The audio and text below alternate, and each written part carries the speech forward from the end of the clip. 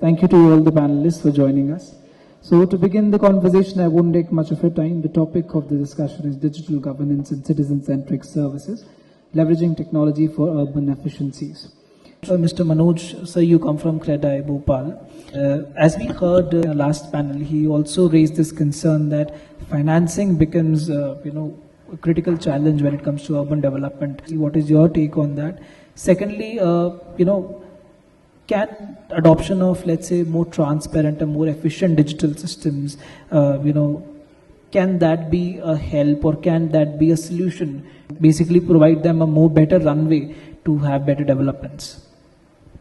आप जानते हैं पहले बैंक्स रियल एस्टेट को बहुत अच्छे से नज़रिए से नहीं देखते थे।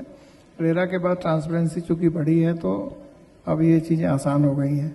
रियल एस्टेट का एक तो दायरा बहुत बढ़ गया है, सिर्फ हाउसिंग को रियल एस्टेट नहीं कहा जाता है आजकल, तो commercial, industrial, logistics, rental housing, senior living, तो इसके वर्टिकल्स बढ़ते जा रहे हैं। तो इस पे तो काम करने की ज़रूरत है ही। अभी भी जो अफोर्डेबल हाउसिंग का जो हमारा सेगमेंट है, सिर्फ उसमें उसको इंफ्रास्ट्रक्चर का दर्जा सरकार ने दिया है, अदरवाइज तो हमको जो फंडिंग है वो मार्केट रेट से ही मिलती है। तो हम लंबे समय से सरकार से डिमांड भी कर रहे हैं कि पूरी इंडस्ट्री को इंफ्रास्ट्रक्चर का दर्जा दिया जाना चाहिए। जहाँ तक डिजिटल ट्रांसपेरेंसी की बात है तो Madhya Pradesh is actually forward looking state as far as technology is concern. हम वो अग्रणी राज्य हैं जिन्होंने बहुत पहले लैंड रिकॉर्ड को डिजिटाइज किया है। संपदा में हम पहले कुछ राज्यों में हैं जिसमें हम रजिस्ट्रियाँ ऑनलाइन कर रहे हैं। हालांकि इन सब में भी बहुत सारे अभी बग्स हैं जिनको समय समय पर सुधारा जा रहा है। मुझे लगता है कि बैंडविड्थ और हार्डवेयर के एरिया में काम करने की ज़रूरत है, शायद फंड्स के इशू होंगे। तो हम आए दिन इस तरह के इशू से जूझते हैं और सरकार को बताते भी रहते हैं जिससे चीज़ें सुधरें। एज ए इंडस्ट्री ऑर्गेनाइजेशन हम सरकार के साथ लगातार हर ऐसे इशू पे जो पब्लिक को इम्पैक्ट करती है उस पर लगातार बात कर रहे हैं। Thank you Manoj ji, thank you for sharing that thought. और आपने सही कहा, मध्य प्रदेश एक ऐसा राज्य रहा है जिसने अर्ली स्टेजेस में टेक्नोलॉजी अडॉप्शन को डेफिनेटली अडॉप्ट किया है, जैसे लैंड रिकॉर्ड्स की आपने बात करी। तो just taking that argument forward, Manoj ji, मुझे आपसे, सिंस आप क्रेडाई से आते हैं, मुझे आपसे ये जानना है कि अगर हम रियल एस्टेट मार्केट को चेंज होते हुए देखें, किस तरह से आप भोपाल के फ्यूचर को एनविजन करते हैं आने वाले, आज से कहिए 10 सालों में, जो नेक्स्ट डेकेड जिसे हम कहते हैं, उस नेक्स्ट डेकेड में भोपाल को आप कैसे एनविजन करते हैं? क्या कुछ ऐसी बड़ी इनोवेशंस हैं जो आने वाली है और टेक्नोलॉजी का यहाँ कहीं ना कहीं कैसे एक इम्पॉर्टेंट रोल है जो प्ले होगा? देखिए, आज के पूरे प्रोग्राम का टेक अवे मुझे लगता है डेटा का इंटीग्रेशन और ओपन डेटा पे काम करना, डेटा ट्रांसपेरेंसी पे काम करना, ये दुबई से हम इसी पे चर्चा कर रहे हैं। इसका अभाव है। इसके कई उदाहरण हमारे अपने इंडस्ट्री में हमें देखने मिलते हैं, सभी डिपार्टमेंट में लगभग, क्योंकि वो डेटा मांगने पे डेटा मिलता नहीं है, और अगर है भी डेटा तो वो मशीन रीडेबल नहीं है, तो वो एआई का इस्तेमाल करना आसान नहीं होता है। तो इस पे तो काम करना ही पड़ेगा, क्योंकि पूरी दुनिया में आज जहाँ भी जिस भी फोरम पे जाते हैं सिर्फ डेटा, एआई और इसी की बात हो रही है। तो हमें क्यों, जब ट्रेन करना होगा एआई को अपने हिसाब से, जब एजेंट्स चूंकि आ रहे हैं अब एआई में, तो हमको डेटा तो चाहिए होगा और क्लीन डेटा चाहिए होगा। तो उस पर तो अभी से काम करना पड़ेगा, क्योंकि हम इतने साल पुरानी सभ्यता है, हमारे पास डेटा इतना सारा होगा और हम पीछे ये गलती कर चुके हैं। हम बहुत सारे ग्रंथ और बहुत सारी परंपराएं छूट गई हैं जो आगे नहीं पहुंच पाई हैं, तो हम वही गलती फिर करेंगे तो आगे हमें समस्या रहेगी। जहाँ तक भोपाल को आगे देखने की बात है, इस पे हम काफ़ी समय से काम कर रहे हैं। आप जानते हैं कि ये शहर जो है एक बड़े हादसे से 84 में गुजरा, जिसको दुनिया का सबसे बड़ा इंडस्ट्रियल डिजास्टर बोलते हैं। उसके बाद से लगातार सदमे में रहा। उसके अगले दशक में 90 में इकोनॉमिक लिबरलाइजेशन हुआ, आईटी का दौर आया, लेकिन हम उन सब से चूक गए क्योंकि हम उस सदमे से नहीं निकल पाए थे। तो आज 40 साल उस हादसे को हुए, हम आज भी बाकी कैपिटल्स जो प्रोग्रेसिव कैपिटल है उनकी तरह से नहीं देखे जाते, उस तरह नहीं आगे बढ़ पाए। इस 30 साल का जो गैप हुआ, हम प्रोग्रेस में जो पीछे रह गए, उससे दूसरे जो शहर थे जो वहाँ इकोसिस्टम डेवलप हो गए, क्योंकि इंडस्ट्रीज और इकोनॉमी वहाँ जाने लगी, और फिर वहाँ चूंकि इकोसिस्टम डेवलप है तो वहाँ लगातार प्रोग्रेस जारी है, हम थोड़ा ठहर गए। इस बात को हमने गवर्नमेंट के सामने रखा कि हमको विशेष सहायता की जरूरत पड़ेगी। हम सब जानते हैं हमारी राजधानी देश की सबसे खूबसूरत राजधानियों में से है, और खूबसूरती की देखभाल करने में अतिरिक्त देखभाल की आवश्यकता होती ही है। तो हमने एक कमाल का भोपाल अभियान शहर में लॉन्च किया, जो मुख्यमंत्री जी ने जनता को समर्पित किया है। हम चाहते हैं कि इस शहर में, इस खूबसूरत शहर में जो त्रासदी का दाग लगा है वो किसी तरीके से हटे और इसकी खूबियां आगे आए। इसकी खूबियां दरअसल आगे नहीं रखी गई हैं और असल पे इनको पहचानने की कोशिश ही नहीं की गई, तो वो आगे आई नहीं, तो जो खामियां हैं वही आगे चल रही हैं। मैं 1 मिनट में आपको ये 5 खूबियां जो बता देता हूं, जो जितने भी ऑडियंस हैं उनके आगे बढ़ाने में काम आएंगी। ये शहर या ये रीजन जो भोपाल कैपिटल रीजन कह लें, ये 1 लाख साल पहले से लिवेबल प्लेस है। 30,000 से 1 लाख साल पहले का स्टोन एज माना जाता है, और स्टोन एज के जो रॉक पेंटिंग्स हैं भीमबेटका से श्यामला एज तक मिलते हैं। तो ये लिवेबल प्लेस तो उतना हैबिटेबल है उस समय से, ये बहुत बड़ा इसकी यूएसपी है। इस पर काम नहीं कर पाए अनफॉर्चुनेटली हम।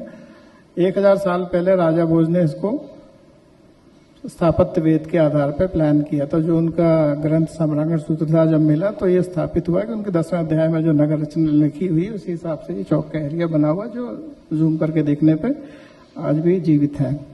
ये बहुत बड़ी यूएसपी है, 1000 साल पुरानी प्लान सिटी है, और 422 स्क्वायर किलोमीटर का जो उन्होंने भोजताल बनाया था वो तो जल प्रबंधन की मिसाल है, सस्टेनेबिलिटी की मिसाल है। उस पर भी हम ये ये बहुत बड़ी दुनिया की बहुत बड़ी यूएसपीज में से है। अनफॉर्चुनेटली हमारा शहर इसको नहीं भुला पाया, आगे अवसर आएगा, हो सकता है ईश्वर ने हमें माध्यम बनाया हो। तीसरा बहुत बड़ी यूएसपी है इस शहर की है कि टेक्निकली भले ही नागपुर को जीरो कहते हो, 0 किलोमीटर सेंटर कहते हो, लेकिन आप भोपाल के 500-600 किलोमीटर के दायरे में जब देखेंगे तो 23 से ज्यादा मिलियन प्लस आबादी के शहर इसमें आते हैं। सबसे बड़ा लैंडलॉक एरिया अगर है तो वो भोपाल के सराउंडिंग में है, सीमाओं तक, जो जहां तक समंदर जहां से चालू होता है वहां तक। तो लॉजिस्टिक्स के लिए इससे बेहतर शहर नहीं हो सकता। एकमात्र शहर है मेरे ख्याल से जिसमें नेशनल पार्क है, जिसे हम अर्बन नेशनल वन विहार को नेशनल पार्क का दर्जा प्राप्त है, जो शहर के अंदर है। और ये एकमात्र शहर है जहां पे टाइगर रिजर्व है। आप एयरपोर्ट से उतरिए, आधे घंटे में आप टाइगर रिजर्व में हैं। तो ये बहुत शहरों के पास नहीं है। यही एक शहर है जहाँ 3 वर्ल्ड यूनेस्को हेरिटेज साइट हैं, चाहे सांची हो, भीमबेटका हो, या बिजेश्वर मंदिर लिस्ट में है, इस साल वो भी हो जाएगा। बहुत बड़ी यूएसपी है। इस हिसाब से इस राजधानी को बाकी प्रोग्रेसिव कैपिटल्स के बराबरी में या उसके साथ खड़ा करने के लिए इस पे काम करना पड़ेगा। इसको अतिरिक्त सहायता और देखभाल की जरूरत पड़ेगी। इसके लिए हमने केंद्र सरकार से भी जो 1 लाख करोड़ का फंड अर्बन डेवलपमेंट के लिए इस साल के बजट में केंद्र सरकार का है, उसमें भी हमने सरकार से डिमांड रखी कि हमको, चूंकि हमारे रीडेवलपमेंट पे तो कोई काम किए ही नहीं गया ना 7 के बाद से, जबकि उसी समय उसके पहले जो हिरोशिमा नागासाकी पे जैसा हादसा जो हुआ था वो शहर कहां से कहां पहुंचा दिए गए। हमारे चूंकि फिजिकल डैमेज नहीं दिखता था, लाइफ गई थी, तो उस तरह से देखा ही नहीं गया हमारे शहर को। और उसका जो इम्पैक्ट आज तक है, आज भी वो कचरा हटाते समय फिर से जब ये खबरें आती हैं तो फिर वो दाग हरा हो जाता है। तो हमें इस पे बहुत काम करने की जरूरत पड़ेगी और हम निश्चित रूप से आगे बढ़ेंगे। हमने एक प्रस्ताव और सरकार को दिया है। बीएचएल हमारे यहाँ बहुत बड़ा इंडस्ट्रियल एरिया आजादी के बाद जब राज्य बना तब हमारे यहाँ आया, 4700 एकड़ जगह है वो। और बीएचएल का काफी काम जो है वो अब सिमट गया है, काफी एरिया खाली पड़ा है। तो सरकार शायद नेगोशिएशन में है केंद्र सरकार से कि उसका लगभग आधा 2200 एकड़ के आसपास जो है वो पे वर्किंग कर रही है सरकार। अगर वो मिलता है तो हम सरकार से ये कह रहे हैं कि हम आईटी का दौर चूक गए, हम इकोनॉमिक लिबरेशन का दौर चूक गए। अब हमारे पास बहुत बड़ा एक अवसर है जो एआई का रेवोल्यूशन आ रहा है। तो हमें एआई लाइट हाउस या क्वांटम कंप्यूट कैपिटल जैसी कोई चीज उस इतने बड़े एरिया में, क्योंकि किसी दूसरे शहर के पास इतना बड़ा एरिया शहर के अंदर उपलब्ध नहीं है। जी जी। तो इस पे अगर काम करेंगे, चूंकि हम मध्य में भी स्थित हैं, तो ये क्वालिटी जॉब्स इसको मिलेंगे और शहर के साथ न्याय हो पाएगा जो इसका हक बनता है। सही बात है मनोज जी। आई थिंक इन्होंने बहुत अच्छी बात बोली है कि भोपाल एक ऐसा शहर है जो कई साल पुराना शहर है और बहुत पहले से प्लान्ड सिटी है, बहुत ही खूबसूरत कैपिटल है। जैसे आपने कहा सर, ये मैं बिल्कुल एग्री करूंगा, काफी खूबसूरत कैपिटल सिटी। और कहीं ना कहीं उस गैस त्रासदी के बाद भोपाल की डेवलपमेंट को कहीं ना कहीं थोड़ा सा नजरअंदाज कर दिया गया और बहुत सी खूबियां इस शहर की है। जैसे हम सर कह रहे हैं कि लिविंग कैपिटल है, या एक सिटी बहुत लिवेबल है, बहुत सस्टेनेबिलिटी के साथ हमेशा डेवलप हुई है। और इतने एस्पेक्ट्स को कहीं ना कहीं नजरअंदाज किया गया और बाकी कैपिटल्स पे ज्यादा जोर रहा डेवलपमेंट पे, चाहे वो इंडस्ट्रियल डेवलपमेंट हो, चाहे वो ट्रांसफॉर्मेशन हो अर्बन सिटीज के, चाहे वो टेक्नोलॉजी इम्प्लीमेंटेशन हो। तो बट सर मुझे लगता है कि आज के दौर में भोपाल की इन खूबियों को देखा जा रहा है, चाहे वो आप जो स्वच्छता हमारे अभियान होते हैं, चाहे आप उसमें देखें, या आप सस्टेनेबल डेवलपमेंट इंडेक्स पे देखें, भोपाल के जो स्कोर्स हैं वो सस्टेनेबिलिटी में और लिवेबिलिटी में काफ़ी अच्छे हैं। आई थिंक इन फैक्टर्स को इस्तेमाल करके भोपाल को एक डेफिनेटली एक बहुत ही वन ऑफ द मोस्ट कह सकते हैं क्रेडिबल कैपिटल ऑफ इंडिया बनाया जा सकता है, कैपिटल सिटीज इन इंडिया बनाया जा सकता है। और जो आपने सपोर्ट की बात करी कि कहीं ना कहीं स्टेट गवर्नमेंट को और सेंट्रल गवर्नमेंट को मिलकर आना पड़ेगा, एक सपोर्ट फंड के लिए कुछ सपोर्ट देना पड़ेगा जिससे भोपाल का वो रीडेवलपमेंट किया जा सके। आई जस्ट विश कि सर आपकी इन रिक्वेस्ट को गवर्नमेंट एक्सेप्ट करे और आने वाले कुछ सालों में हम भोपाल के अंदर वो डेवलपमेंट होते देखें। We wish you all the luck for that. हमारा ये इशू आपको सरकार तक पहुंचाना पड़ेगा, मुझे लगता है। मनोज जी, हमने अपनी ताकत में जितना था हमने एक प्लेटफॉर्म क्रिएट किया है, आपने अपनी बात रखी है, मैं उम्मीद करता हूँ कि सरकार उसे सुनेगी। And thank you everyone, thank you to all the panelist for sharing your thoughts, thank you to the audience, special thanks to all the audience, you have been there from the very start to the end. तो मैंने ज्यादा ही time ले लिया है, तो अभी मैं question नहीं पूछ पाऊंगा सर उतरेंगे, आप उनसे पूछ लीजिएगा, ठीक है? Thank you very much.